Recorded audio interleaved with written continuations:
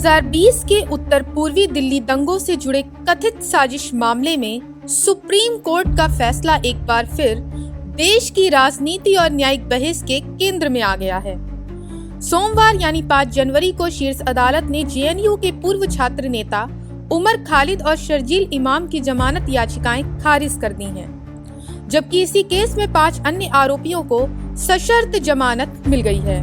वहीं अदालत के इस फैसले ने न सिर्फ कानूनी बल्कि सियासी गलियारों में भी हलचल तेज कर दी है। दरअसल फरवरी 2020 में उत्तर पूर्वी दिल्ली में भड़के सांप्रदायिक दंगों में 53 लोगों की मौत हुई थी और 700 से अधिक लोग घायल हुए थे। दिल्ली पुलिस का आरोप है कि ये दंगे अचानक नहीं बल्कि एक सुनियोजित साजिश के तहत भड़काए गए थे। इसी साजिश के कथित मुख्य किरदार के रूप में उमर खालिद और शर्जील इमाम के नाम सामने आए। दोनों के खिलाफ गैर कानूनी गतिविधियां रोकथाम अधिनियम यानी यूएपीए और भारतीय दंड संहिता की गंभीर धाराओं में केस दर्ज किया गया था।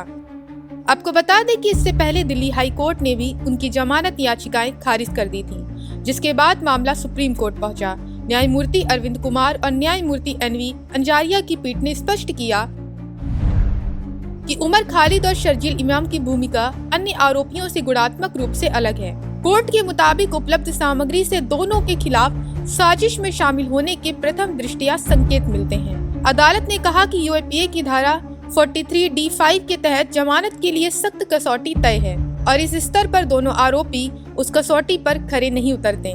कोर्ट ने ये भी दोहराया कि जमानत की सुनवाई के दौरान सबूतों की गहराई से पड़ताल नहीं की जाती, बल्कि ये देखा जाता है कि आरोप प्राइम फेसी बनते हैं या नहीं। वहीं इसी मामले में गल्फिशा फातिमा, मीरान हैदर, शिफा उर रहमान, मोहम्मद सलीम खान और शादाब अहमद को सुप्रीम कोर्ट ने सशर्त जमानत दे दी गई है।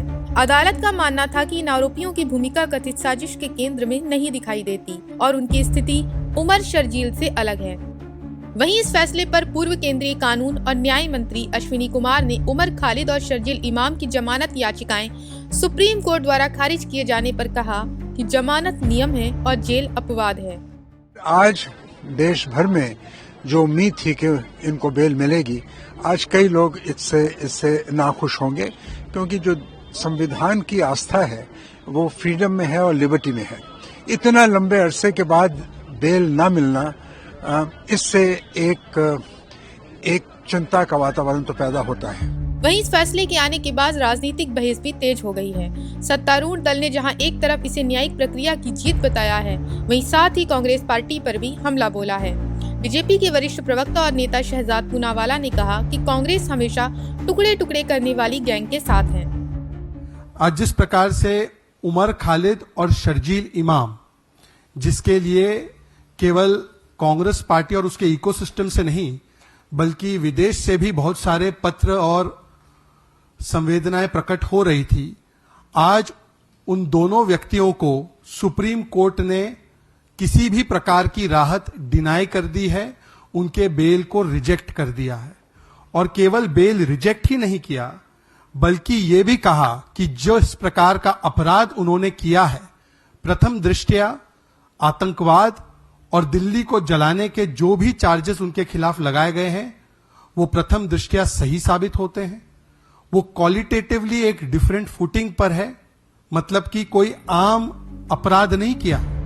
दूसरी ओर विपक्ष का कहना है कि लंबे समय तक ट्रायल पूरा न होना नागरिक स्वतंत्रता पर सवाल खड़े करता है।